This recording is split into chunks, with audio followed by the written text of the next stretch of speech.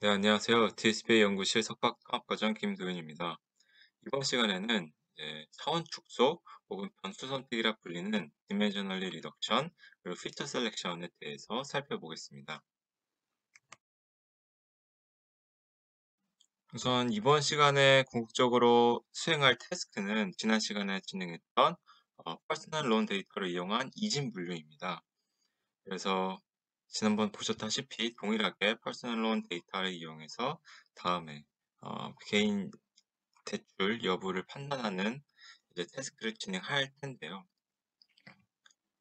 그래서 동일하게 다음에 6가지 지표 TPR부터 F1 매저까지를 이용해서 또 각 모델의 성능 평가를 비교해 볼 예정입니다.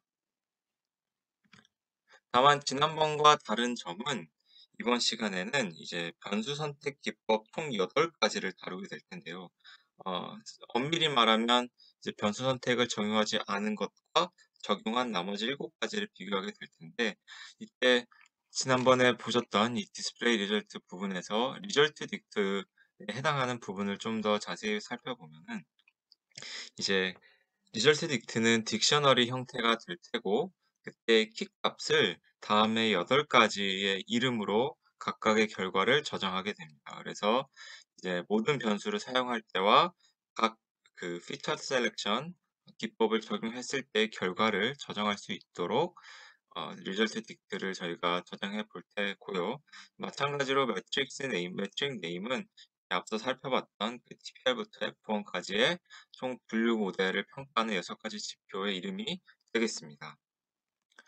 그래서 지금까지의 내용을 코드로 다시 한번 살펴보면 우선 컨퓨전 매트릭스에 대해서 간략히 적어 놓았고, 그 다음에 우리가 볼 6가지의 지표 어떻게 구하는지, 각각 수식을 컨퓨전 매트릭스를 이용해서 어떻게 구하는지 수식을 적어 놓았습니다. 그래서 지난번에 이 평가 지표를 이용한 평가 함수 perf 언더바 이벨 언더바 CLF는 이전과는 다르게 이제 컨퓨전 매트릭스가 함께 출력이 되도록 제가 설정을 해 놓았습니다. 그리고 나머지는 동일하게 TPL부터 F1을 구하는 그 과정을 보고 계시고요. 이제 두 번째로 말씀드렸던 이 각 모델의 평가 결과를 비교하는 이 디스플레이 리절트가 지난번과는 다른 점은 우선 요 맨 처음 라인을 보시면은 매트릭 네임을 애초에 제가 지정을 해 놓았습니다. 어차피 어 이번 실습에서는 해당 6가지 지표만을 사용할 것이기 때문에 TPR부터 F1까지의 이름을 적어 놓았고, 그래서 별다르게 매트릭 네임 관에서는 인자를 입력하지 않아도 된다는 점을 미리 말씀을 드립니다. 그리고 리절트 딕트의 경우는 말씀드렸다시피 이제 각 모델별로의 평가 결과 6가지를 저장할 수 있는 딕셔너리가 입력이 되면은 지난번 봤던 것처럼 한 번에 깔끔하게 그 모델별 변수 선택법 별로의 결과를 이제 확인할 수 있게 됩니다. 또 한 가지 새로 추가된 내용인데요. 슬라이드에는 딱히 다 따로 적어두진 않았지만 이제 각 모델의 그 변수명과 이제 변수 개수를 한 번에 보여줄 수 있는 데이터 프레임 형태로 보여줄 수 있는 코드를 제가 함수를 따로 작성해 보았습니다. 그래서 이 부분을 하나씩 말씀을 드리면, 먼저 우리가 이 로지스틱 리그레션 모델을 세울 때 기억하시겠지만 이제 컨스탄트 상수항을 추가할 수 있냐 없냐에 대한 인자가 있고, 저희는 그냥 그 상수항을 모두 추가하는 쪽으로 지난번 실습에서도 다뤘었고 이번에도 아마 다루게 될 예정입니다. 그랬을 때 이제 상수항이 있으면은 이 컨스탄트라는 변수명도 함께 추가될 수 있도록 한 것이고, 만약에 상수항이 없다면 그냥 입력된 그 변수의 이름들만 활용이 될 수 있도록 지정한 그 라인이라고 보시면 되겠습니다. 그리고 밑에도 마찬가지로 이제 인터셉트, 즉 상수항이 존재하면 이제 상수항을 그대로 입력할 수 있고, 나머지 변수들도 입력될 수 있게끔 저장한 상태라고 보시면 되겠습니다. 그래서 특정 이 변수 선택법의 이름이 아마 들어갈 요 네임 부분에 들어갈 예정이고, 그래서 해당 변수 선택법에 의해서 만들어진 모델의 선택된 변수와 그리고 그 변수의 개수가 함께 보여지도록 한 함수라고 봐주시면 되겠습니다. 그래서 지난번과 동일하게 이제 퍼스널 론 데이터를 이용해서 실제 우리가 활용할 변수들과 타겟 변수를 따로 지정해 놓고, 이제 판다스의 데이터 프레임의 iLog 대장 함수를 이용해서 각각 어, 이제 해당 부분에 그 칼럼을 가져다 오고, 그 다음에 지난번에 같이 활용했던 스케일을 똑같이 적용해서 어, 동일한 방법으로 이제 데이터를 구축하게 됩니다. 그래서 이번 시간에는 이제 트레인 테스트 스플릿 함수를 이용하지 않고 직접 저희가 인덱스로 인덱스를 지정해서 트레인 데이터와 테스트 데이터를 구분하게 될 텐데요.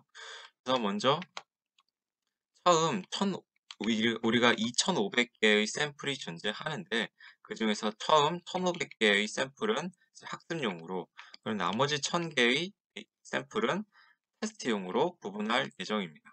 그래서 보시다시피 이제 마찬가지로 필론 데이터, 언더바 데이터 형태는 판다스의 데이터 프레임 형태이므로 이제 iLog 대작 함수를 이용해서 이 부분, 이제 행에 관한 부분이 즉 콜론과 함께 1500까지 되어 있다는 뜻은 1500번까지의 샘플을 모든 열을 반영해서 가지고 오겠다는 뜻이고, 이제 1500부터 콜론 시작이 되면은 마찬가지로 뒤에 열 부분은 그냥 콜론으로 둔다면 이제 1501번부터 나머지까지에 대한 샘플을 이제 테스트 데이터로 활용하겠다. 그 다음에 이제 이렇게 어떤 변수명이랄까, 변수명 콤마 변수명은 어떤 객체 콤마 객체라고 하면은 이렇게 위치에 따라서 각각 지정이 되게 됩니다, 파이썬에서는. 그래서 지금 보시는 뜻은 이제 앞에서 설정한 학습용 데이터에서 마지막 뒷부분을 제외한 뒷 칼럼을 제외한 모든 데이터를 이제 입력 값으로, 그리고 마지막 뒷부분에 해당하는 칼럼을 이제 타겟 값으로 지정해 주겠다라는 뜻이고, 동일하게 테스트 데이터에 대해서도 진행을 하게 됩니다. 그리고 여기서는 특별히 이번에는 numpy 형태를 이제 numpy 형태로 지난번과 같이 변형하지는 않겠습니다. 그 이유는 이제 뒤에서 보시겠지만은 데이터 프레임 형태를 그대로 이용하게 된다면 변수의 이름을 특별히 따로 지정하지 않고도 활용할 수 있게 됩니다. 비록 여기서 피처 네임즈를 우리가 한번 저장을 해놓긴 하지만, 뭔가 데이터 프레임 형태로 다시 말씀드리면 지금처럼 어떤 변수 선택에 관련해서 모델링을 하기 위해서는 이제 변수명을 그대로 활용할 수 있는 데이터 프레임이 조금 더 적합하다라는 점을 미리 말씀드립니다. 지금까지의 내용을 코드로 다시 한번 살펴보면은 이제 데이터를 불러오고 또 데이터를 선택하는 과정인데요. 이 부분이 제가 슬라이드와는 조금 다른 부분이 하나 있다면은 이제 입력 변수로 활용되는 부분을 이제 직접 이제 슬라이드에서 보셨던 것과 같이 하나씩 측정하는 게 아니라 이제 1번, 5번, 10번 이제 파이썬 상에서는 0번, 4번, 9번을 제외할 수 있도록 제가 지난번에 맨 처음 멀티플 리니어 리그레션에서 한번 다뤘었던 세트의 차집합을 이용해서 한번 나타내 보았습니다. 그래서 지금 전체 그 필론 데이터란 전체 원래 기본 데이터의 모든 컬럼의 개수를 확인하고 그 개수를 통해서 0부터 그 개수까지의 하나의 수열을 만들게 됩니다. range 함수를 이용해서 수열을 만들게 되고, 그것을 다시 세트로 변환해서 가령 0부터 이제 10번째 정확히 기억은 안 나는데요.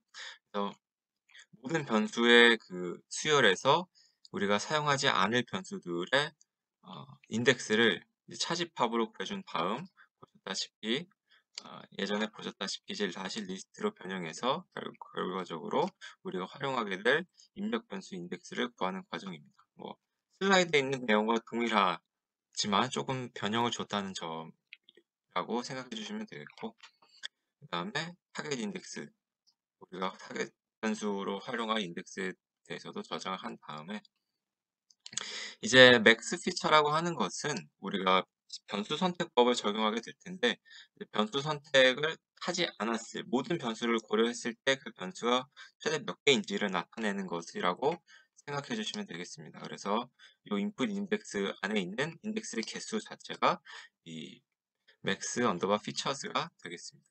그리고 아래 코드들은 이제 스케일링을 적용하는 과정을 나타내고, 그 결과 아래 그림 같은 데이터 프레임이 만들어지게 됩니다. 그래서 총 12개의 컬럼이지만 앞에 11개의 컬럼이 이제 입력 변수가 될 테고, 마지막 퍼스널 론이 출력 변수가 되고, 말씀드린 대로 총 2,500개의 샘플이 존재하는 상황입니다.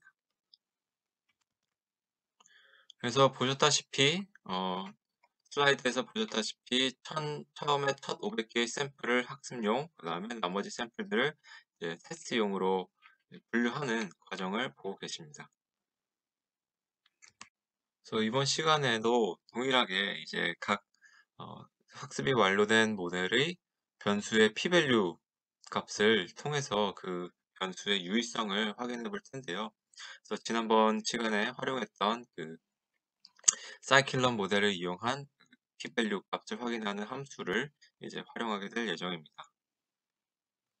그래서 지난 시간에 이 로지스틱 리그레션 모델, 사이클론에 있는 로지스틱 리그레션 모델에 대한 주요 인자들을 몇 가지 살펴보았지만, 이번 시간에는 조금 더 많은 인자들을 다룰 것이기 때문에 해당 내용에 대해서 설명드리겠습니다. 먼저 지난번에는 사용 고려하지 않았던 이 페널티를 이번에는 고려할 예정입니다. 그래서 총 4가지를 설정할 수 있습니다. L1, L2, Elastic Net, 그리고 None까지. 지난 시간에는 None을 설정했지만 이번에는 각각 L1과 L2, Elastic Net을 설정할 예정입니다. 그리고 Field Intercept는 지난번 보셨다시피 이 상수항을 추가할 것인지 아닌지를 나타내는 것이고, 저희는 이렇게 true로 설정함으로써 상수항을 이용할 예정입니다. 다음에 이제 솔버도 지난번에 설명했듯이 그 패키지 라이브러리별로 언어별로 이제 실질적으로 수행되는 알고리즘이 다를 것이기 때문에 이에 대해서 어떤 알고리즘을 택할 것인가를 정해 주는 건데요. 그 중에서 이 사가라는 솔버가 어떠한 페널티에 대해서도 모두 최적화를 구할 수 있다고 이 다큐멘트에서 언급되어 있기 때문에 이번 시간에는 사가를 이제 설정할 것입니다. 마찬가지로 이 솔버가 어, 최적화를 구하는 데까지의 최대 이터레이션을 나타내는 맥스 이터도 역시나 활용될 예정이고, 그 다음에 n 언더바 잡스는 이제 대부분의 사이클론 모델에서 다 포함되어 있는 아규먼트인데요. CPU를 얼마나 사용할 것인가를 나타내는 아규먼트입니다. 그래서 대부분 마이너스 1로 설정을 해 놓게 되면은 존재하는 모든 CPU를 사용하겠다 라는 것이기 때문에 저희도 이번에 마이너스 1로 설정할 것이고, 여러분들도 아마 계속해서 마이너스 1로, 적어도 사이클런을 이용하신다면 마이너스 1로 설정할 것입니다. 그 다음에 L1 언더바 레이시오라는 아규먼트가 있습니다. 그래서 말 그대로 L1의 비율을 얼마나 줄 것인가에 대한 지표인데, 이때 페널티가 엘라스틱 내실 때 적용되는 아규먼트입니다. 쉽게 생각하면은 만약에 L1 레이시오가 0이라면 이건 곧 L2 페널티가 된다는 뜻이고요. 만약에 L1 레이시오가 1이 된다면 이건 그냥 단순 L1 페널티가 된다라고 생각해 주시면 되겠습니다. 그래서 만약에 엘라스틱 넷을 적용할 때는 저희는 L1 레이시오를 0.5로 둠으로써 이제 L2 놈과 L1 놈의 같은 비율로 설정할 예정입니다. 그래서 지금까지 설명드린 부분을 이제 코드로 다시 살펴보면, 로지스틱 리그레션 모델에 대한 설명을 다시 한번 적어 놓았습니다. 한 번 더 언급을 드리자면 이때 L1 언더바 레이시오의 값은 0과 1 사이의 값이어야 합니다. 그래야 이제 각각 비율을 나타내는 것이기 때문에 이 부분 참고해 주시면 되겠고, 그리고 마찬가지로 이제 각 모델의 변수의 개수의 p-밸류 값을, 각 변수의 유의성을 나타내는 p-밸류를 확인하기 위한 이 로지 p-밸류를 지난번 시간과 동일한 함수로 이용할 예정입니다. 그래서 저희는 이번 시간에 총 8가지의 모델, 결과적으로 모델이라고 표현을 할게요. 왜냐하면 변수 선택법마다 이제 형성되는 모델이 다르기 때문에, 어쨌든 이 변수 선택 알고리즘이 적용된 8가지의 모델, 엄밀히는 7가지의 그 적용된 모델과 적용하지 않은, 즉 모든 변수를 이용한 모델을 비교할 예정입니다. 그러면 이제 모든 변수를 활용한 로지스틱 리그레션부터 코드부터 보고 그 다음 결과를 살펴보는 식으로 진행하겠습니다. 가장 먼저 이제 모든 변수를 이용한 로지스틱 리그레션에 대한 학습 코드입니다.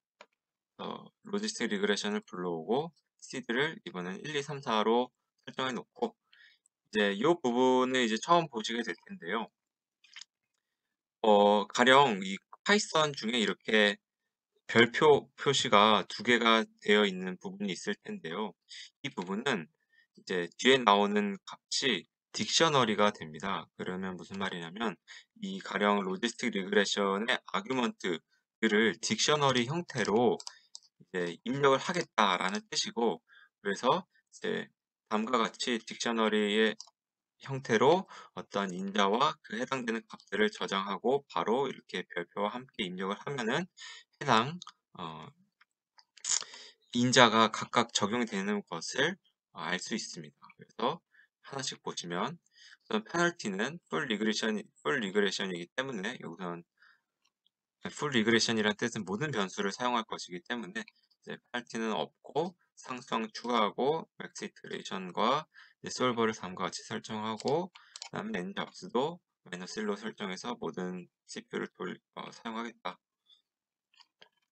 그리고 이제 피처스 딕트의 경우가 무슨 말이냐면, 이제 각 모델별로 어떤 변수들을 사용했는지를 나타내기 위해서 이제 혹은 그 어떤 변수들을 사용했는지 저장하기 위한 딕셔너리라고 생각해 주시면 되겠습니다.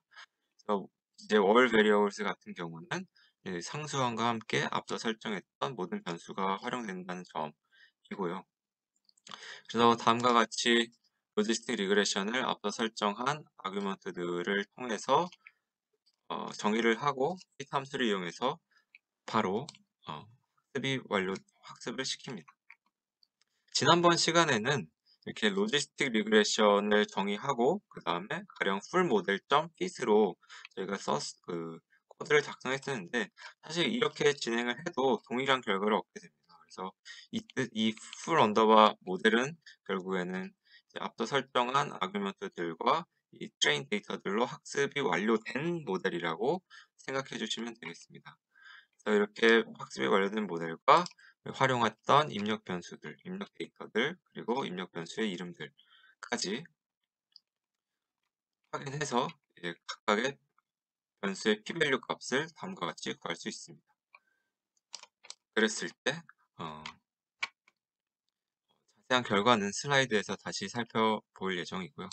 그리고 마찬가지로 학습이 완료된 모델로 이제 예측 값을 구한 다음에 리절트 딕트의 월 베리어블에 해당되는 이름과 함께 이 실제 값과 예측 값의 비교 결과를 저장해 둡니다. 그래서 모든 모델이 아니라 모든 변수를 활용한 모델에서의 그 변수 값들과 그리고 실제 그 결과를 다음과 같이 나타낼 수 있게 됩니다.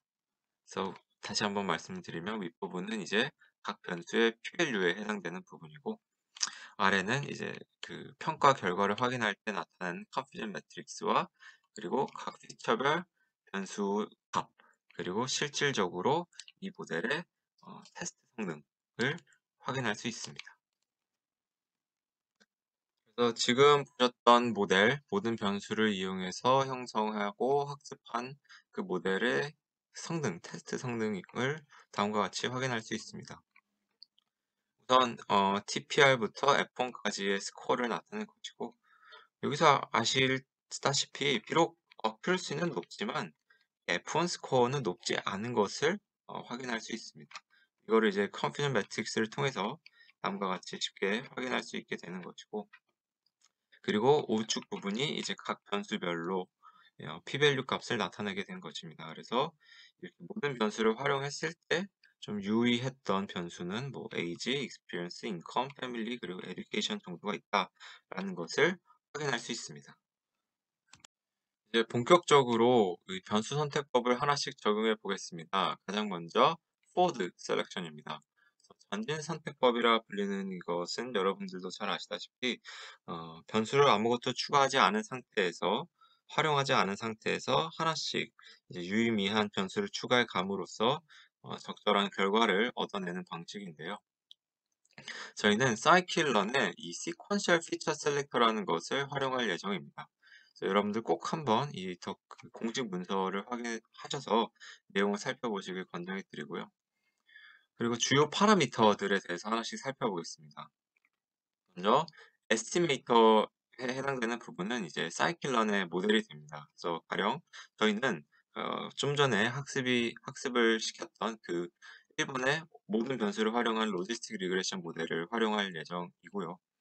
두 번째는 이제 n features, n 언더바 features라 해서 선택되는 변수의 수를 정할 수가 있습니다. 그래서 특정 숫자로 지정할 수도 있지만 이제 오토로 설정을 하게 되면은 자동으로 이 변수가 선택이 돼서 저희는 이 오토로 설정하도록 하겠습니다. 그리고 TOL, 톨러런스의 약자인데요. 이게 어떤 걸 의미하냐면 변수가 선택되거나 이제 제거될 때 그 후에 모델의 성능이 어떻게 변하는지 혹은 얼마만큼의 차이가 존재할 때 이 변수의 선택이나 제거가 실시되는지에 나타내는 기준점이라고 보시면 되겠습니다. 그래서 저희는 앞서 이 n 언더바 피처스를 오토로 설정할 것이기 때문에 이 톨러런스는 이때 n 언더바 피처스가 오토일 때 설정이 필요한 부분입니다. 그래서 저희도 잠시 후에 이 톨러런스를 설정할 예정이고요. 그리고 가장 중요한 디렉션 부분이 있습니다. 디렉션은 크게 두 가지가 있는데요. 하나는 forward, 하나는 backward. 그래서 쉽게 forward로 설정하면은 우리가 이제 forward 셀렉션을 진행하겠다. 그리고 백워드로 설정하면 백워드 엘리미네이션을 진행하겠다라는 것입니다. 그리고 이 모델의 성능 평가 지표를 어떻게 설정할지도 이제 스코어링이라는 인자를 통해서 저희가 설정을 할 수 있는데 이제 저희는 분류 과업을 실시할 것이기 때문에 기본적으로 뭐 다른 지표들보다 조금 더 형평성 혹은 좀 더 정확한 값을 반영하는 모델의 성능을 좀 더 잘 반영할 수 있는 F1 값으로 설정하는 것이 일반적입니다. 그래서 저희도 이번 시간 F1으로 모두 설정할 예정입니다. 그리고 CV라고 하는 인자도 있습니다. 여러분들 한 번쯤 들어보셨을 이제 크로스 밸리데이션의 약자인데요. 크로스 밸리데이션을 실시할 때의 폴드 개수입니다. 그래서 아무 값도 입력하지 않을 시에 5폴드로 진행을 하게 될 것이고 저희는 이제 CV도 적용할 예정이며 또 아무 값도 입력하지 않을 즉 기본 값인 5폴드로 진행할 예정입니다. 그래서 마찬가지로 sequential feature selector도 이 fit이라는 내장 함수를 이용해서 이제 변수를 선택하게 되고 이제 저희는 이렇게 변수가 선택된 다음에 이 선택된 변수로 다시 한번 로지스틱 리그레션을 학습하는 과정을 진행하는 것으로 실시하겠습니다. 바로 이제 코드를 살펴보겠습니다. 그래서 저희는 그 scikit-learn의 feature selection이라는 클래스 안에 있는 이 sequential feature selector를 불러오겠습니다. 그래서 이때 대문자 sfs로 지정을 해주고요. 그래서 먼저 sequential feature selector를 학습하기 위한 그 기본 모델을 구성하는 full config 앞서 설정했던 것과 동일하게 지정을 해주고 그래서 한번 로지스틱 리그레션을 정의해 줍니다. 그 다음이 이제 forward config라고 해서 이 sequential feature selector에 들어가는 인자들을 다시 한번 설정해 줍니다. 따라서 저희는 이 에스티메이터를 앞서 설정한 이 로지스틱 리그레션을 입력할 것이고, 그 다음에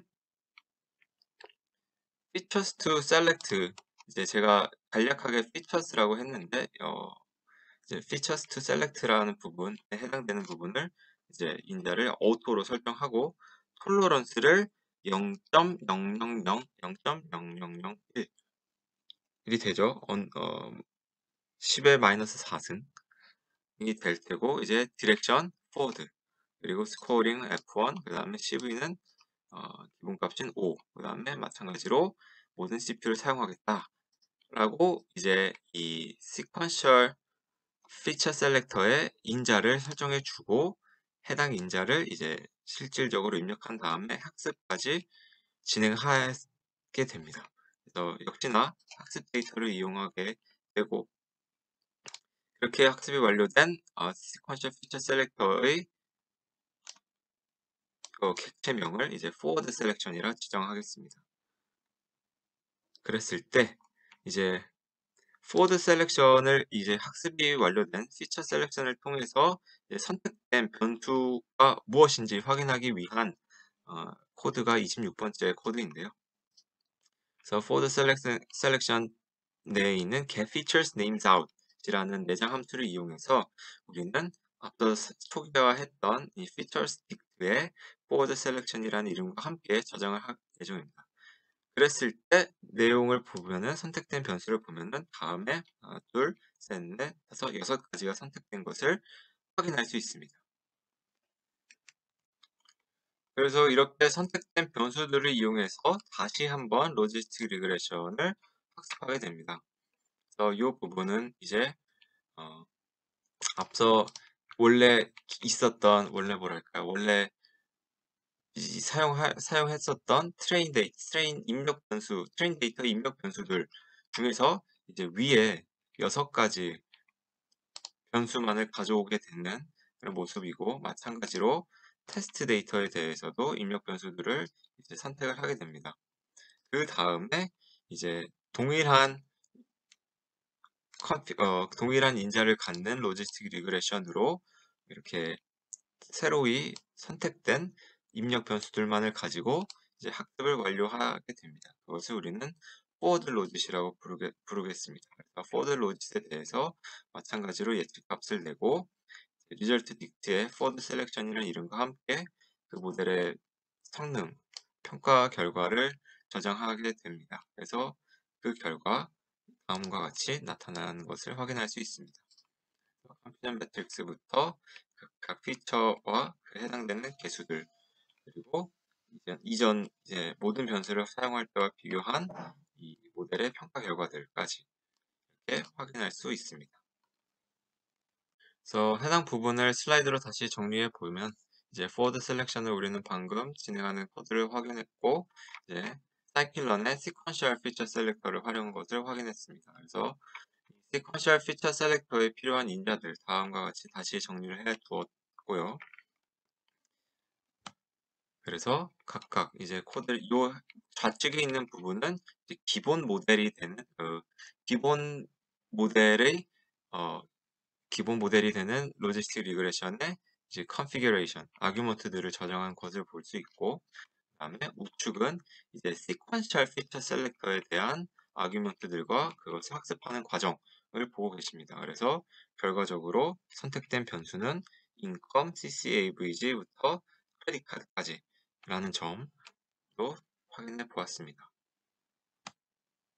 그랬을 때 이제 이렇게 선택된 변수들을 다시 한번 코드상에서 트레인 데이터에서 불러오고, 마찬가지로 테스트 데이터에서도 해당 변수들만을 가져와서 이제 기본 모델을 다시 한번 학습을 하고 또 예측을 거쳐서 다음과 같이 평가 결과를 내게 됩니다. 그래서 그 결과 아래 보시는 표로 정리할 수 있게 되고, 모든 변수를 사용했을 때와 비교하면은 뭐 리콜 값을 제외하고는 대부분이 올라간 것을 확인할 수 있죠. 신기하네요. 그래도 이런 경우는 훨씬 변수의 수가 적고 게다가 성능까지 높아졌으니 좀 더 포워드 셀렉션이 효율적이다라고 확실히 말을 할 수 있게 됩니다. 컨퓨전 매트릭스는 다음 우측과 같이 하는 것을 확인할 수 있습니다.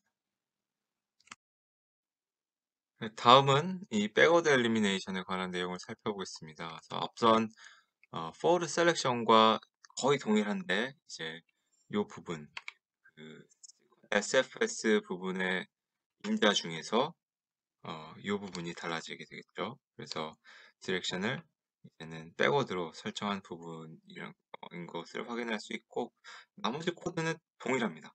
나머지 코드는 동일하고 그래서 기본 모델 만들어주고 이렇게 백워드 컨피그레이션을 정해서 SFS를 학습해서 그 결과 선택되는 변수들을 피처 스틱트에 저장하는데 이때 선택된 변수를 보면 하나, 둘, 셋, 넷, 다섯, 여섯, 일곱, 여덟 가지가 선택이 됐습니다.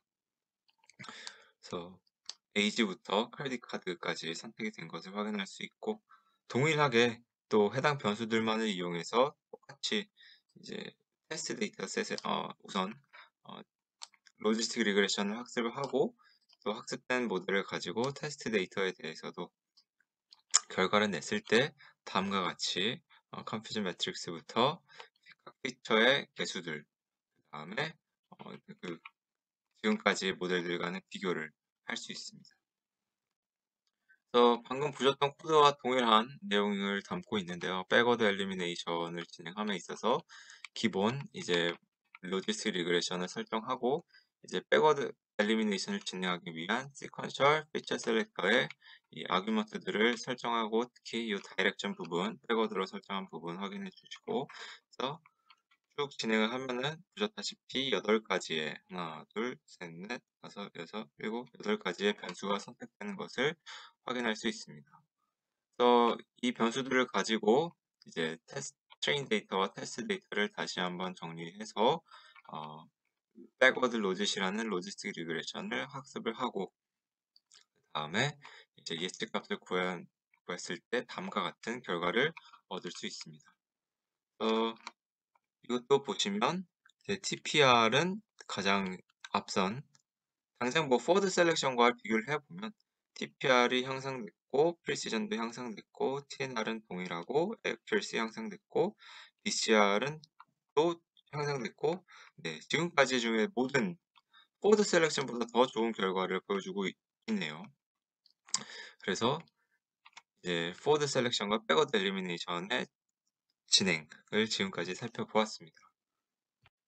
다음으로 확인할 것은 이제 스텝 와이즈 셀렉션입니다. 스텝 와이즈 셀렉션은 여러분들도 아시다시피 이제 포워드 셀렉션과 백워드 엘리미네이션이 합쳐진 그런 방식이라고 볼 수 있는데요. 즉 어떤 변수를 선택하고 그 변수들 중에서 다시 유의미하지 않은 변수들 제거하고 선택하고 제거하고 이런 과정 속에서 어떤 특정 기준을 이제 만족하는 그런 변수의 개수를 혹은 그런 변수들을 선택하는 방법이라고 보시면 될 텐데 이것을 이제 사이클런 지금까지 사용했던 사이클런의 sequential feature selector에서 이제 앞서 봤던 파라미터 중에서 다이렉션은 포워드를 설정하되 톨러런스를 아무것도 주지 않으면 얘가 자연스럽게 스텝와이즈 셀렉션의 알고리즘을 따르게 된다고 합니다. 그러면 보시다시피 이 부분은 이제 로지스틱 리그레션을 설정하는 부분이고 이 스텝와이즈 컨피그라고 해서 톨러런스를 논으로 주고 디렉션을 포워드로 준 부분을 확인할 수 있습니다. 그래서 나머지 부분은 동일하게 진행이 됩니다. 그랬을 때 이제 선택되는 변수들을 보면은 하나, 둘, 셋, 넷 이번에는 5개가 선택이 됐네요. 재밌는 점이 모두 다그 포워드 셀렉션과 백워드 엘리미네이션과 지금 스텝와이즈 셀렉션의 결과가 모두 상이한 것을 확인할 수 있습니다. 그래서 마찬가지로 이제 여기서 선택된 인컴 에듀케이션부터 크레딧 카드의 변수들만을 따로 이제 스텝와이즈를 위해서 스테바이즈 데이터를 위해서 따로 선택을 하였고, 이에 대해서 로지스틱 리그레션을 학습한 다음에 마찬가지로 이제 결과를 예측하고 그에 대한 결과 값들을 확인할 수 있습니다. 총 6개의 변수에 대한 개수와 또 그 결과인데요. 한번 슬라이드를 통해 다시 한번 확인해 보겠습니다. 그래서 방금 보셨다시피 동일한 로지스틱 리그레션에 대해서 스텝와이즈 컨피규레이션 안에서 톨러런스를 넌으로 주고 그다음 디렉션을 포워드로 주면은 이 스텝와이즈 셀렉션이 진행되는 것을 확인할 수 있습니다. 그래서 보셨다시피 코드상에서 보셨다시피 인컴부터 크레딧 카드까지 이렇게 6가지의 변수가 선택되는 것을 확인할 수 있고, 이에 대한 결과를 보았을 때 스텝와이즈 셀렉션의 결과를 바로 보면은 이 부분은 오히려 좀 성능이 떨어진 것을 확인할 수 있네요. 백워드 엘리미네이션에 비해서 확실히 성능이 다 좋지 않게 나온 것을 확인할 수 있고, 스워드 셀렉션과도 동일하게, 네, 스워드 셀렉션과도 비교했을 때 좀 안 좋은 결과를 나타내고 있음을 확인할 수 있습니다. 그러나 이제 모든 변수를 사용했을 때보다는 대부분의 지표에서 더 높은 성능을 나타내고 있음을, 혹은 몇 개인가요? 여기서는 낮고 여기선 높고 높고 높고, 네, 절반 이상의 지표에서 특히 F1 스코어가 높아지는 점을 미뤄 보았을 때 총 변수의 개수가 줄어들었지만 일부 지표에서 성능이 향상됐다는 점에서 우선 모든 변수를 사용한 것보다는 그래도 스텝와이즈 셀렉션을 적용했을 때가 좀 더 효과적이다, 효율적이다라고 결론을 내릴 수 있을 것 같습니다. 네, 지금까지 총 8가지의 비교 모델 중에서 4가지 모델에 대한 결과를 확인했고요. 다음은 이제 유전자 알고리즘을 이용한 변수 선택법을 살펴보겠습니다. 지네틱 알고리즘이라 부르는데요. 해당 부분은 이제 제 생각에는 이 파트에서, 이번 실습 파트에서 가장 좀 까다로운 부분이지 않을까 싶습니다. 그래서 제가 자료를 제작할 때도 좀 많이 좀 신경 썼던 부분이기도 하고요. 우선은 이제 사이클런에서 이 지네틱 알고리즘을 직접적으로 뭔가 수행할 수 있는 클래스를 제공하고 있지는 않습니다. 그래서 이전에 보셨던 이제 SFS 그 클래스 같은 것은 없고, 그래서 저희가 이제 다른 링크에서 참조를 하여서 제가 재구성한 어떤 클래스를 이용하게 될 예정입니다. 그래서 우선 해당 클래스에 대한 코드를 잠시 살펴보면 다음과 같이 되어 있습니다. 그래서 지네틱 알고리즘이라는 이름의 클래스 객체가 있고, 그 다음에 각각 뭐 이제 초기 값으로 설정되는 부분을 설정해 준 다음에 이제 각 파트별로 해당되는 함수들이 내장되어 있는 것을 확인할 수 있습니다. 그래서 이에 대해서 하나씩 살펴보겠습니다. 그래서 해당 클래스에는 제네틱 알고리즘이라는 클래스에는 다음에 6가지 내장 함수가 내포되어 이제 설정되어 있는데요. 먼저 파퓰레이션을 초기화하는 과정, 그다음에 그 평가 기준, 파퓰레이션에 따른 그 최종적으로 이 파퓰레이션이 얼마나 좋은 것인지 평가하는 그 평가 지표를 구하는 과정, 그다음에 유전자를 선택하는 과정, 유전자를 크로스오버하는 과정, 그리고 일부의 비율로 어, 그 무작위성으로 이제 돌연변이를 부여하는 과정, 그리고 이 모든 과정을 한 번에 통합할 수 있는, 즉 사이클런 모델의 핏처럼 같은 역할을 할 수 있는 핏 함수로 구성되어 있습니다. 제네틱 알고리즘의 과정을 우선 그림으로 살펴보면 다음과 같습니다. 그래서 말씀드렸다시피 초기에 이제 파퓰레이션을 초기화한 다음에 그 다음에 피트니스 이밸루에이션을 이용해서 각각의 그 크로모즘과 뭐 제네레이션 등을 평가하고, 그 다음에 가장 적합한 이 크로모즘을 가지고 있는 것인지 아닌지에 따라서 이제 세대를 반복해서 어떤 그 지네틱 알고리즘이 이제 진행될 수 있도록 하는 과정이 이루어집니다.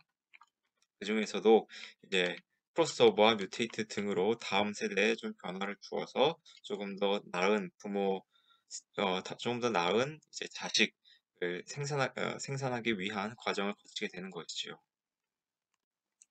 먼저 population을 초기화하는 함수부터 하나씩 보겠습니다. 이 initialization underbar population이라는 함수는 이제 세 가지 인자를 받고 있습니다. 첫 번째 사이즈는 이제 전체 population의 사이즈 혹은 크로모즘의 개수라고 보시면 되겠습니다. 그리고 두 번째는 이제 전체 원래 기존에 있던 변수의 개수. 그래서 우리는 앞서 설정했던 max features만큼이 이제 n 언더바 fit에 들어가게 될 것입니다. 그리고 세 번째는 우리가 이제 어, 사용하지 않게 될 변수의 비율이라고 보시면 되겠습니다. 그래서 nfit에 이제 다시 코드를 보시면 아시겠지만 init 언더바 prob을 곱해서 사용하지 않을 만큼의 변수를 설정을 해주게 됩니다. 그래서 이제 코드를 하나씩 보면은 population을 공 리스트로 저장해 놓고 그 다음에 이 사이즈 개수만큼 그 for 루프를 돌면서 population에 하나씩 그 크로모좀을 입력해 준다라고 생각해 주시면 되겠습니다. 크로모좀이 생성되는 과정을 보면 먼저 전체 변수의 개수만큼의 길이 numpy 어레이가 모두 1로 채워진 즉 numpy.ones라는 함수를 이용하면은 모든 numpy 어레이가 1로 구성되어 있는 함수가 되고 그 길이를 이제 n 언더바 fit로 설정해 둔 것입니다. 그 다음에 numpy의 불 언더바 함수를 이용하면은 이제 1, 0의 값에 따라서 1이면은 해당 자리에 true 아니면 false로 이제 numpy 어레이를 구성하게 됩니다. 최종적으로 첫 번째 라인에 의해서 크로모점이 이제 모두 다 true인 이제 모든 변수의 개수만큼 true로 구성된 numpy 어레이가 형성됐음을 알 수 있습니다. 그 다음에 이 init 언더바 prop과 nfit를 곱해 주어서 전체 변수의 개수 중 우리가 사용하지 않을 변수의 개수를 곱해 주어서 그거를 정수형으로 바꿔서 처음 그 몇 개라 뭐 일부의 개수만큼 이제 false로 지정을 해주게 됩니다. 그렇게 되면은 앞에 있는 몇 개의 변수는 false로 구성되어 있고 나머지 뒷부분은 true로 구성되어 있는 상황이 되겠죠. 그 상태에서 크로모점을 numpy의 랜덤 클래스에 있는 shuffle 함수를 통해서 서로 섞게 됩니다. 그러면 이제 true와 false의 위치가 서로 뒤죽박죽 섞이게 되어서 최종적으로 우리는 의미적으로 어떤 변수들은 선택하고 어떤 변수들은 선택하지 않게 되는 하나의 염색체를 형성하게 됩니다. 그래서 그 염색체를 이제 population이라는 리스트에 넣게 되고 그거를 사이즈만큼 반복해서 최종적으로 population을 초기화하는 것을 알 수 있습니다. 다음은 각 크로모점의 피팅 스코어를 구하는 함수에 대해서 살펴보겠습니다. 총 이제 4가지 인자를 받게 되는데요. 학습을 하고자 하는 모델과 그다음에 앞서 설정한 그 population 그리고 세대를 거듭할수록 이 population의 종류도 달라지겠죠. 그래서 이 population이 들어가지고 그다음에 X 데이터 학습용 X 데이터와 Y 데이터가 각각 들어가게 됩니다. 그랬을 때 처음에 이제 피트니스 스코어를 담을 리스트를 초기화해 주고 파퓰레이션 내에 있는 각각의 크로모즘마다의 스코어를 구하게 됩니다. 이때 크로모즘 안에는 어떤 변수를 선택할지에 대한 true, false가 무작위로 배열되어 있는 것을 좀 전에 앞서서 확인을 했고요. 그렇게 선택된 어, 이 연습용 트레이닝 데이터의 입력 변수와 출력 변수를 함께 이용해서 모델을 학습시키고 그에 따른 예측값도 구해서 이제 이 태스크 자체는 분류 문제이기 때문에 사이클런에 있는 이 F1 스코어를 이용해서 스코어를 구하고 그 스코어를 이제 스코어즈라는 리스트에 추가하게 됩니다. 그 다음에 이제 스코어즈나 요 파퓰레이션 모두 리스트 형태인데요. 얘를 numpy 형태로 변형해서 이제 뭔가 추가적인 작업의 좀 수월해질 수 있도록 해줍니다. 그게 무엇이냐 하면은 우선 스코어즈는 지금 그냥 크로모좀의 순서대로 이렇게 나열되어 있는데 얘를 numPy에 있는 argsort라는 함수를 통해서 두 가지 작업이 한 번에 이루어지는 건데요. 첫 번째는 스코어즈를 이제 오름차순 순서대로 나열을 해줍니다. 그리고 그 오름차순 순서대로 나열한 다음에 해당되는 값이 있었던 원래의 인덱스를 이제 하나씩 배출해 주는 것이 바로 이 numpy의 argsort 함수인데요. numpy argsort 함수로 출력된 것은 결국에는 지금 스코어즈 내에 있는 오름차순으로 정리했을 때 인덱스의 순서를 의미하게 됩니다. 그래서 스코어즈를 이 인덱스를 통해서 실제로 오름차순으로 정리를 한 다음에 이 뒤에 처음 보시는 형태가 될 텐데요. 콜론 두 개와 함께 마이너스 1이 붙여져 있다는 뜻은 이 순서를 역순으로 다시 한번 뒤바꿔 주겠다는 뜻입니다. 그게 결과적으로 어떤 의미가 되냐면 스코어즈를 내림차순으로 정렬을 하겠다라는 뜻이 되겠습니다. 그래서 이 스코어에 맞춰서 파퓰레이션도 함께 각 크로모좀을 요 스코어에 따라서 정렬을 동일하게 해준 형태 두 가지 값을 이제 다시 리스트로 변환해서 출력해 준다라고 생각해 주시면 되겠습니다. 그럼 이렇게 피트니스 스코어를 통해서 가장 스코어가 높았던 크로모좀에 대해서 내림차순으로 정리하게 되면은 가장 앞쪽부터 가장 스코어가 높았던 이제 크로모즘들이 배치가 되어 있을 테고요. 그것을 이용해서 우리는 셀렉션이라는 함수를 거치게 됩니다. 셀렉션이 뭐냐면 결국에는 이제 다음 세대의 자식 크로모즘을 생산할 부모 크로모즘을 혹은 부모 크로모즘에 대한 후보를 선정하는 과정이라고 보시면 되겠습니다. 그래서 이때는 두 가지 인자가 필요한데 방금 우리가 보셨던 피트니스 스코어에서 출력이 되는 그 population 리스트 그 다음에 n 언더바 parents는 이 중에서 이제 부모가 될 크로모좀의 후보의 개수가 되겠습니다.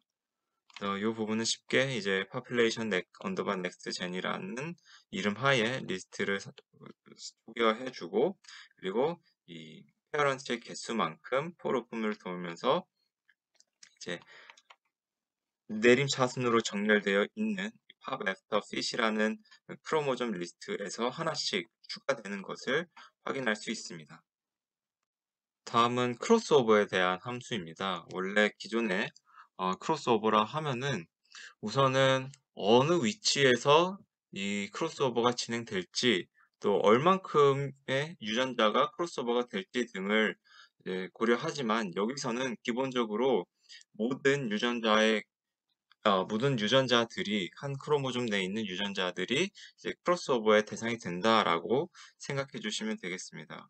그래서 그 전제하에 크로스오버 함수를 본다면 두 가지 인자가 필요합니다. 첫 번째 pop 언더바 after selection이라 하면은 방금 보셨던 셀렉션 함수를 거쳐서 나온 그 페어런트 크로모좀들의 후보들이 될 테고 두 번째는 이제 크로스오버 레이트라 그래서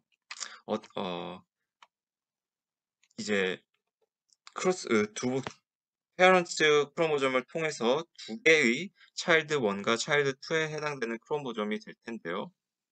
그 중에서 두 번째 차일드 크로모점에서 얼마만큼의 비율로 이 진을 가져올 것인가를 나타내는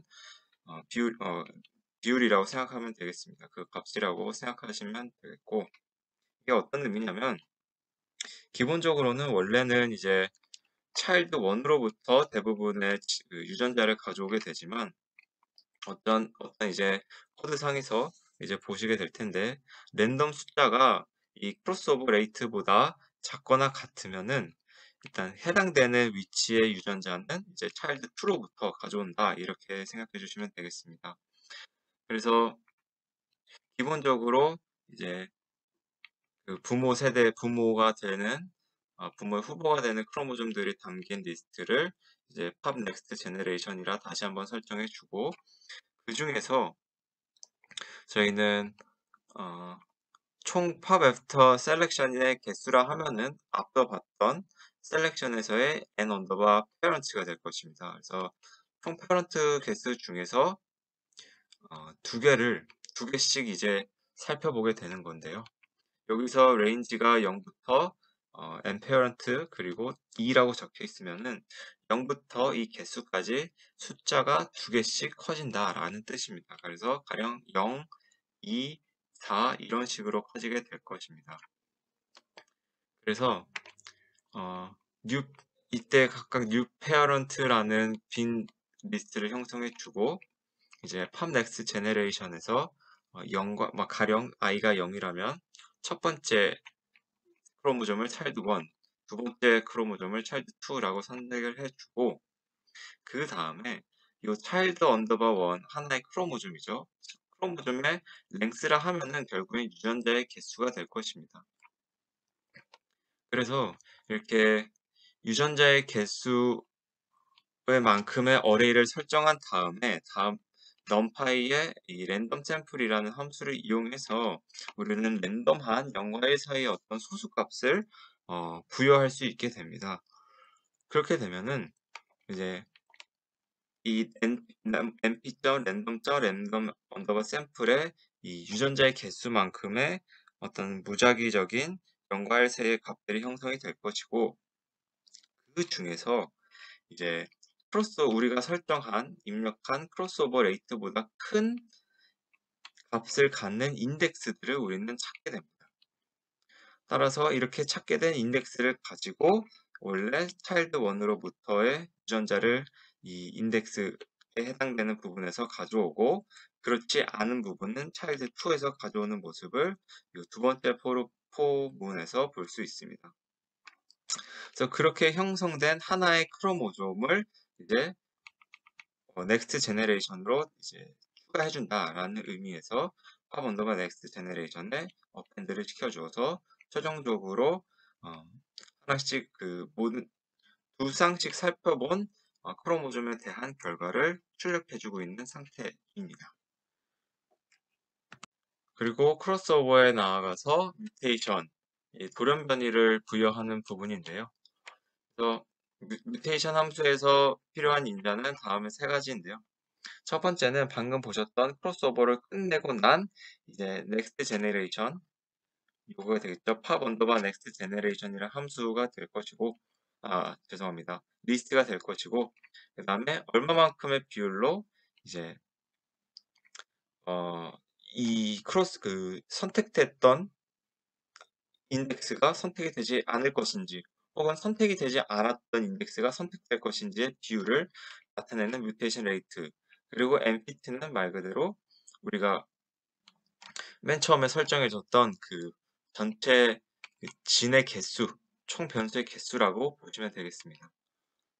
그래서 뮤테이션 레인지의 경우를 보시면은 우선 이 뮤테이션 레이트와 npt의 개수를 통해서 몇 개를 우리가 바꿀 것인가, 몇 개의 유전자를 바꿀 것인가에 대해서 살펴본 것이고, 그 다음에 이 뮤테이션을 통해서 결국엔 얻어질 크로모솜에 대한 리스트를 표기화 시켜줍니다.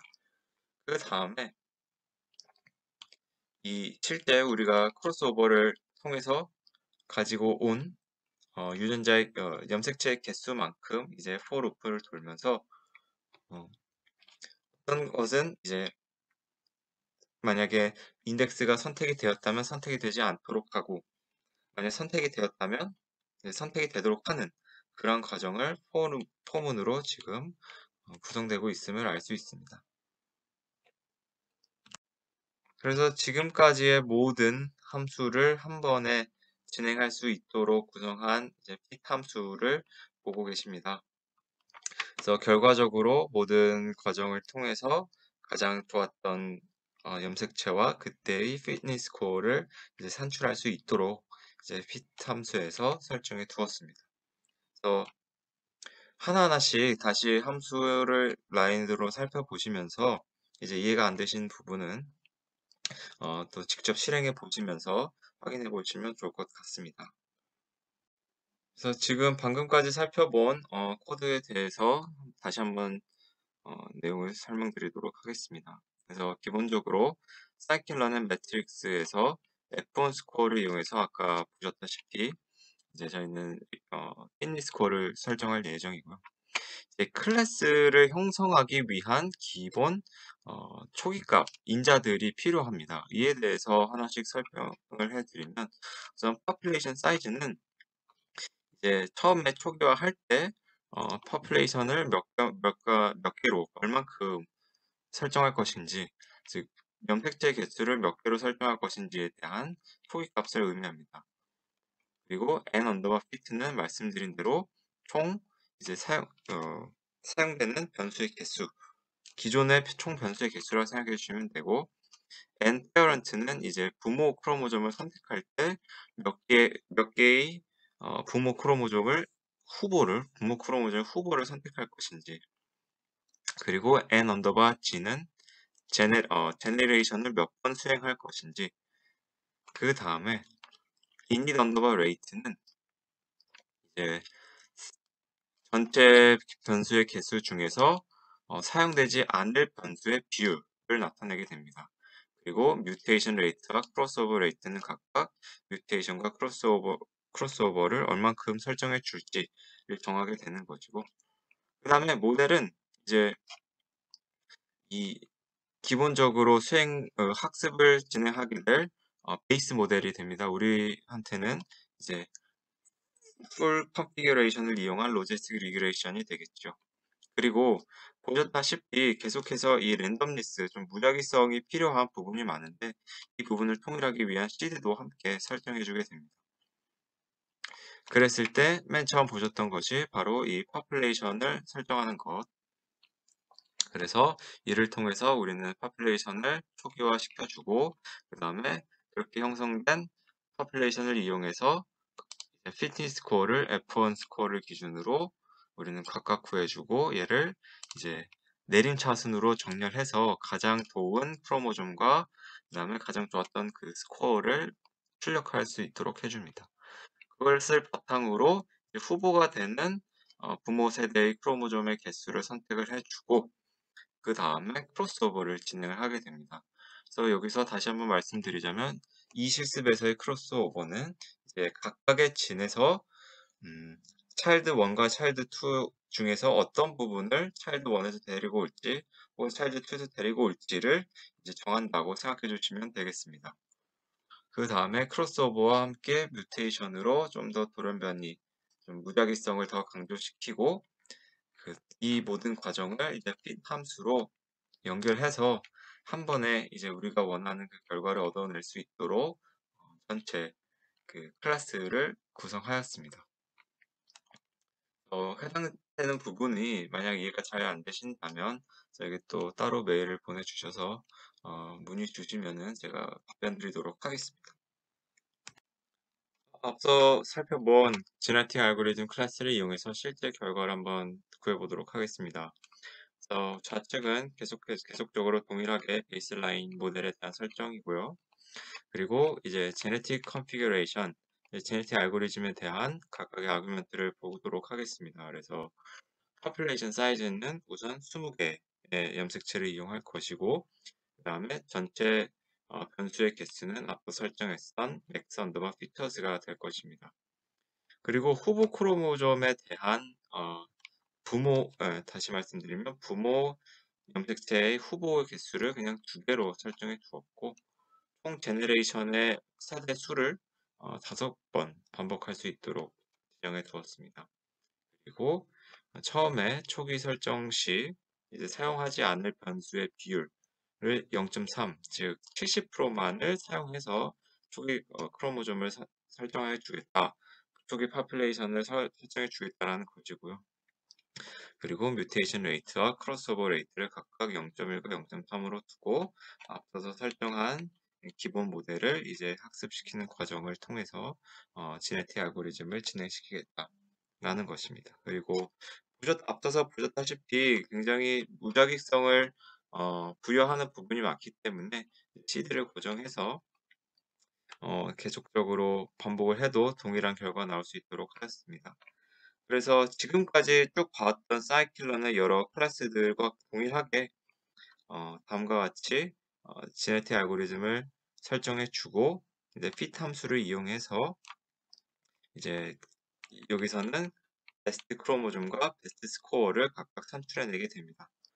그랬을 때 이후 밑에 해당 부분은 베스트 스코어에서 가장 높은 값에 해당되는 염색체를 가져오겠다라는 뜻이고, 그 염색체는 아마 true or false로 표시되어 있기 때문에 이때 feature names에 해당되는 feature names는 전체 변수 중에서 이렇게 베스트 크로모즘에 포함되어 있는 유전자의, 즉 결과적으로는 이제 가장 좋았던 염색체에 해당되는 그 변수들을 이제 가져오겠다라는 뜻이 되겠습니다. 그 결과 다음과 같이 8개의 변수가 선택됨을 확인할 수 있습니다.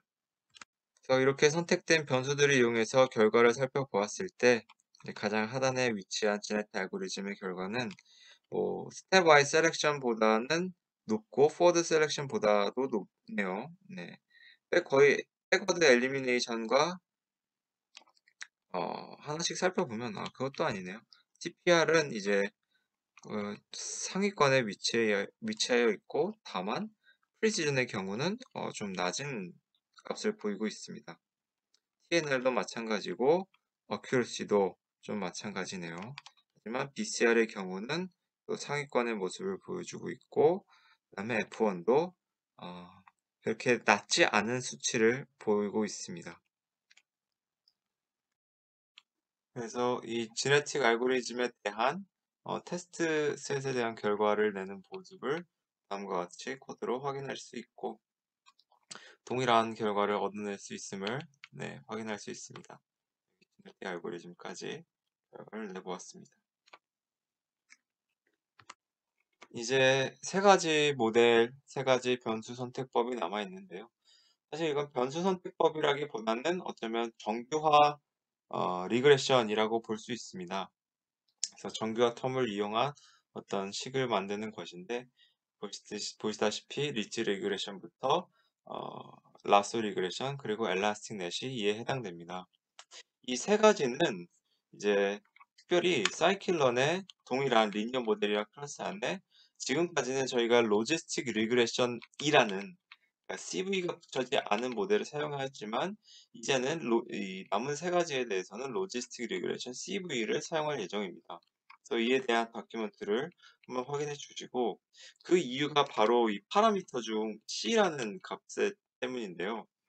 이제 정규화 텀이라 하는 부분은, 정규화 텀을 사용한다는 것은 특정 레귤러라이제이션 텀을 이용해서 가중치의 크기를, 절대적인 크기를 좀 낮추는 방향으로 설정한다라는 의미가 됩니다. 그래서 지금까지 사용했던 이 로지스틱 리그레션, 기본 로지스틱 리그레션에서는 가중치가 따로 주어져 있지 않았기 때문에 CV가 붙여진 모델을 우리가 활용하지 않았는데요.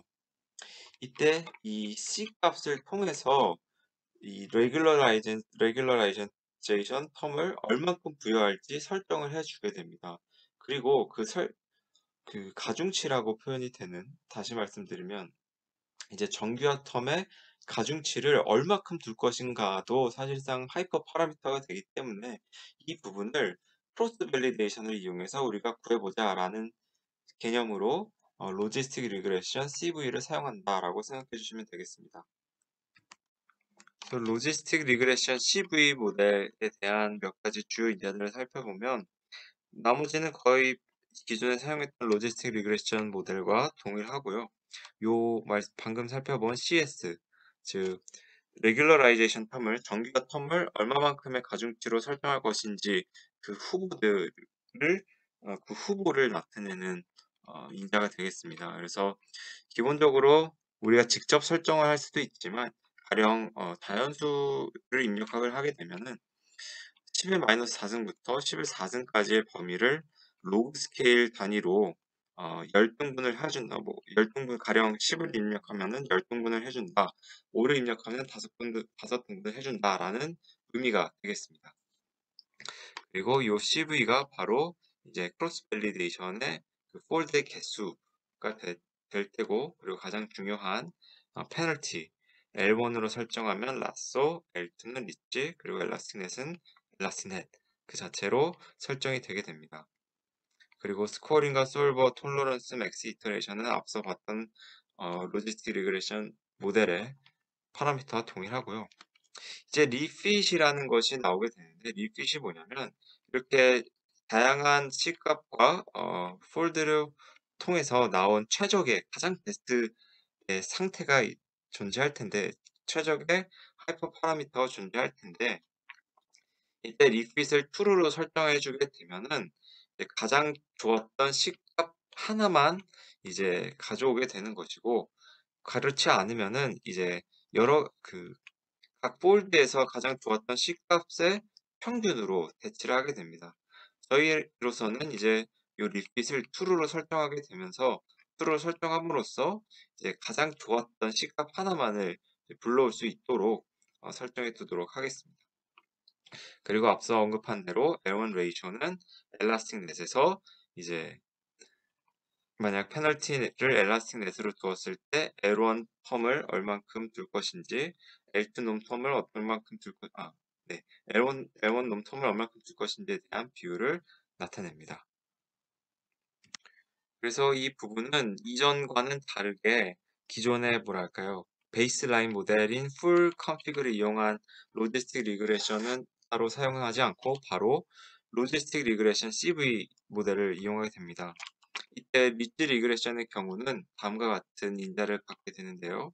그래서 언급하셨다시피 이제 전체 그 C의 후보를 10개로 두고 상수항 사용하고, 페널티는 L2놈, 그리고 스코어링 기준은 F1, 그 다음에 모든 이제 페널티 종류를 담당할 수 있는 사가 솔버를 이용할 것이고, 톨러런스와 맥스 이터레이션 똑같이 설정해주고, 말씀드린 대로 최고의 C값 하나만을 이용해서 피팅해주겠다라는 리핏을 다음과 같이 true로 설정해줍니다.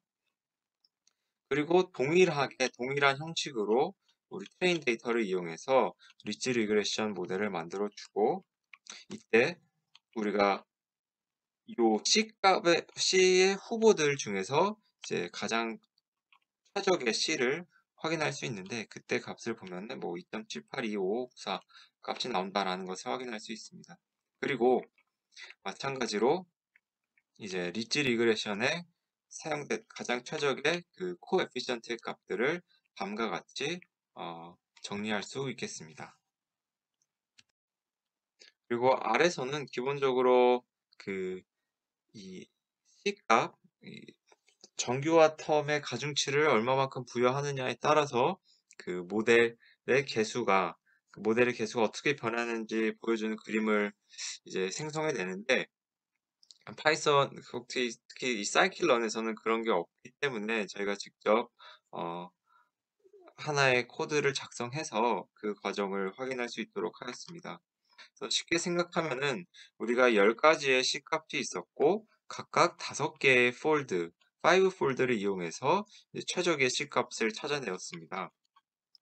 그랬을 때 우리가 궁극적으로 보고자 하는 것은 이제 C의 변화에 따른 각 개수의 변화이기 때문에 그 5폴드에 해당되는 코에피션트 값을 우리 그 평균으로 내어서 그 5폴드에 해당되는 각 개수의 평균 값을 이제 구해서 이 C값에 따른 변수의 개수로 확인하였습니다. 그래서 그 과정이 이제 첫 번째 라인에 있었고, 밑에 과정들은 이제 각 변수의 개수마다 색깔을 다르게 해서 그 곡선을 뒤에 보시면 아시겠지만 그 개수의 변화를 나타내는 곡선을 보여주는, 혹은 그것을 설정하는 부분이라고 생각해 주시면 되겠습니다. 그래서 그 결과가 다음과 같은데요. 그래서 보시다시피 이제 총 10개의 우리가 스케일을 10개의 이제 C값을 정해주고, 그에 따라서 이제 각 변수명과 색깔에 따른 개수의 변화를 보고 계십니다. 그래서 해당 내용을 다시 한번 코드로 살펴본다면은, 그래서 각각의 그 파라미터에 대한 설명을 한글로 제가 작성해 두었고요. 그래서 로지스틱 리그레션 CV를 불러오고, 그 다음에 이제 이 리치 리그레션에 대한 컨피규레이션을 딕셔너리 형태로 다음과 같이 지정을 해줍니다. 그래서 로지스틱 리그레션을 정의한 다음에 바로 트레인 데이터로 학습을 해서 베스트 C 값을 확인하고 또 코에피션트도 확인할 수 있습니다. 다음으로 이제 C 값의 변화에 따른 그 변수의 개수의 변화를 그림으로 나타내는 부분이 이 해당 코드에서 확인할 수 있고요. 이 부분은 사실 이렇게 딱히 여러분들께서 건드리지 않으셔도 될 부분이라 생각이 됩니다. 그리고 마지막 부분은 이제 실제 그 테스트 데이터를 통해서 결과를 낸 부분이고요. 우선 그림부터 보여드리면 다음과 같이 슬라이드와 동일하게 그림이 그려진 것을 확인할 수 있습니다.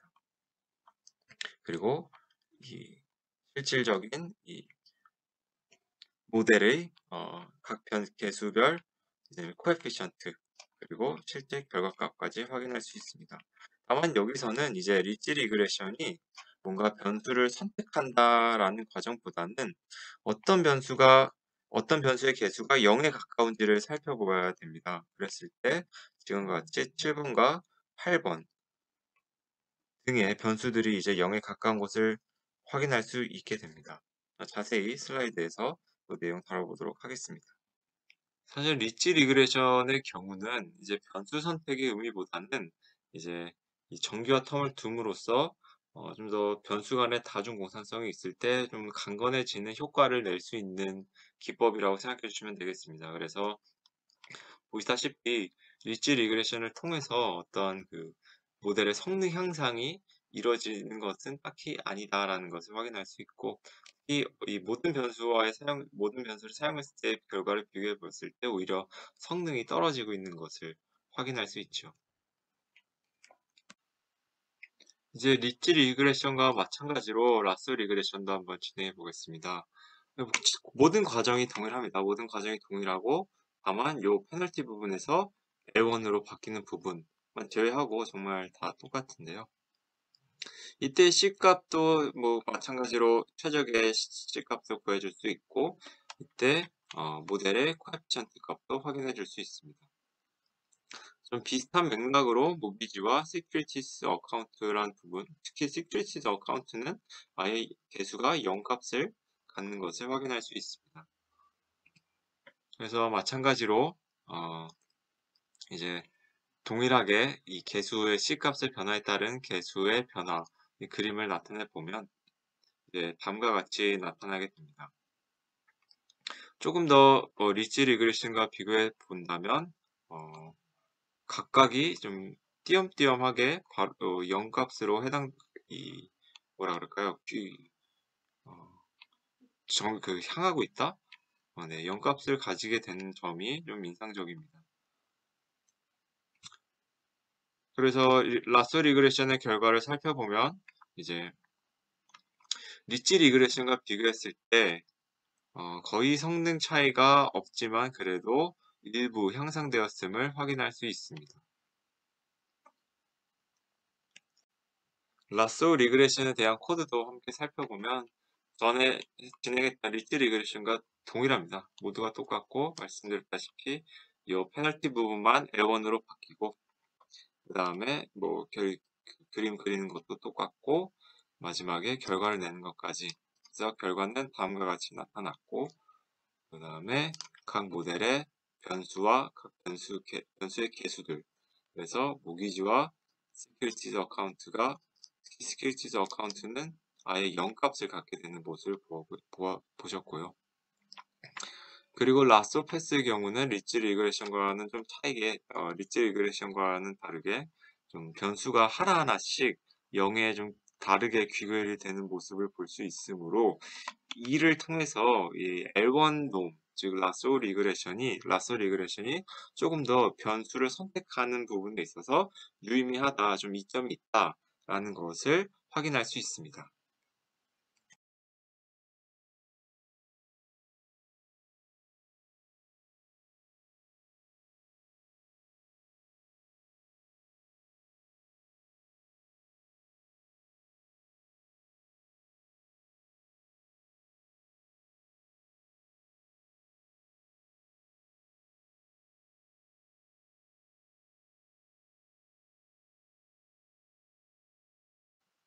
이제 마지막 엘라스틱 넷입니다. 엘라스틱 넷도 리치 리그레션과 라sso 리그레션, 라sso 리그레션과 동일한 과정을 거치되 한 가지 추가된다면 바로 뭐죠? L1 레이시오가 되겠습니다.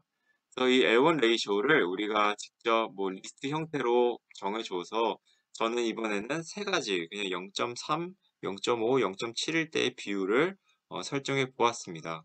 가령 이 부분이 하나의 숫자 뭐 0.5로 설정해 주셔도 무방합니다.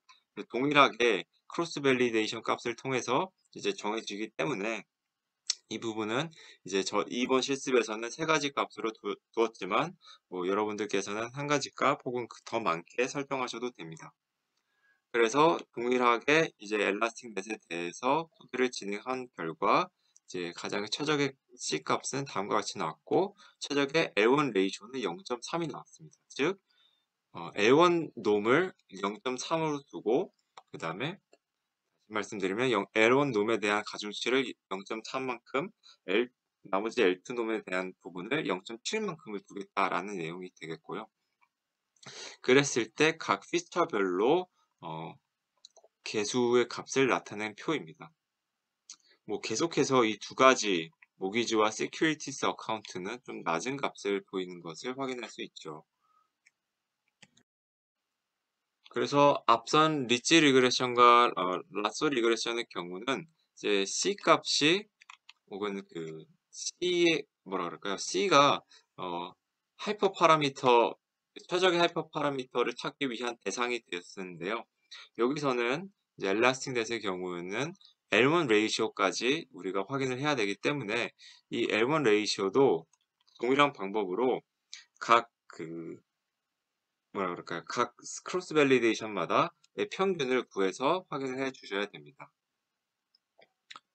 그렇게 했을 때 엘라스틱 넷의 그 코에피션트의 값들을 이제 C 값에 따른 변화를 확인할 수 있습니다.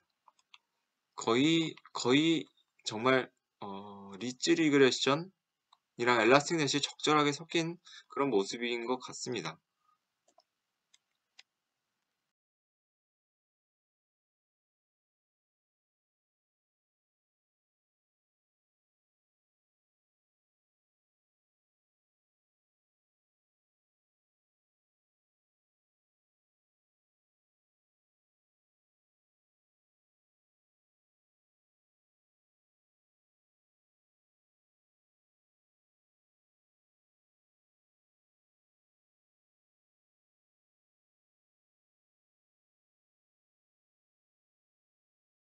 그래서 이 엘라스틱 넷의 테스트 셋에 대한 결과까지 보자면 라sso 리그레션과 이제 거의 동일한 결과를 거의 모든 수치가 똑같은 결과를 나타낸 것을 확인할 수 있습니다. 사실 이게 꼭 동일한 것은 아니고 어쩌면 우연의 일치로 이렇게 맞아지게 된 것이고 이제 컨퓨전 매트릭스도 우연의 일치로 어, 이렇게 동일하게 되었다는 점 말씀을 드립니다.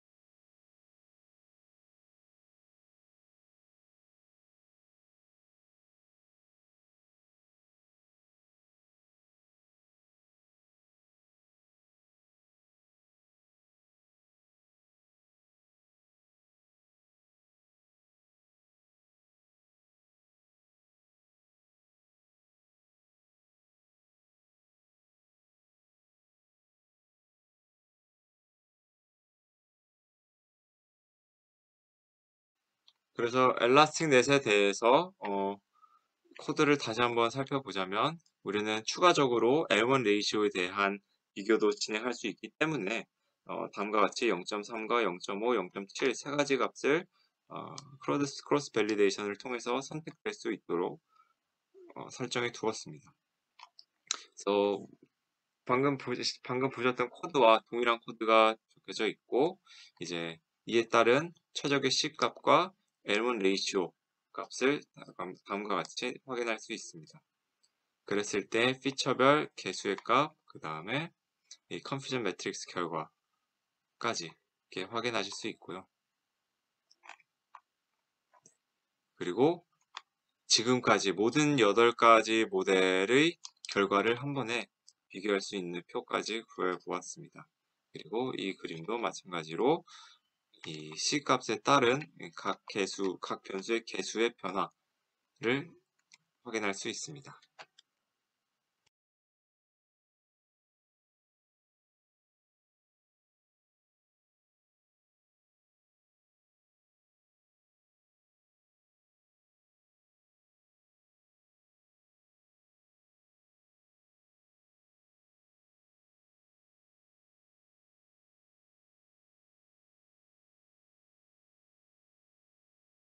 네, 지금까지 8가지 모델에 대해서 각각의 특징과 또 결과까지 내보았습니다.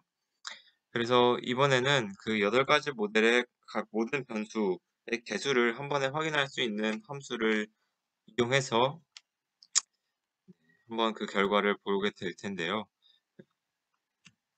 그래서 다음과 같이 모든 변수를 사용했을 때 forward selection, backward elimination, stepwise selection, genetic algorithm, 그리고 나아가서 지금 방금 보셨던 리치 리그레션, 라스트 리그레션, 엘라스틱 넷까지